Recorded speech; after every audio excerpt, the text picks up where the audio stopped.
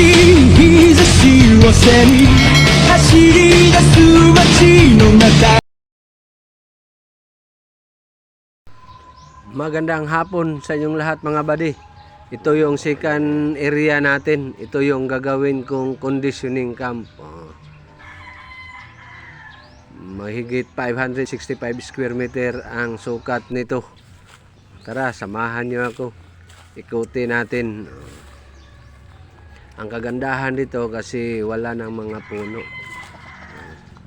At saka maganda dito sa conditioning kasi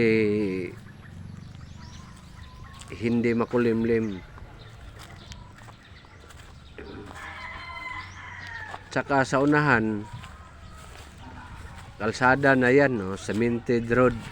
Tingnan nyo, madali lang makapasok yung mga produkto natin na ipapasok. Tsaka doon papuntang quarry yan, no? Kunting baklay lang sa unahan, bahay ko na. Ito yung bahay ko, ito yung breeding camp natin.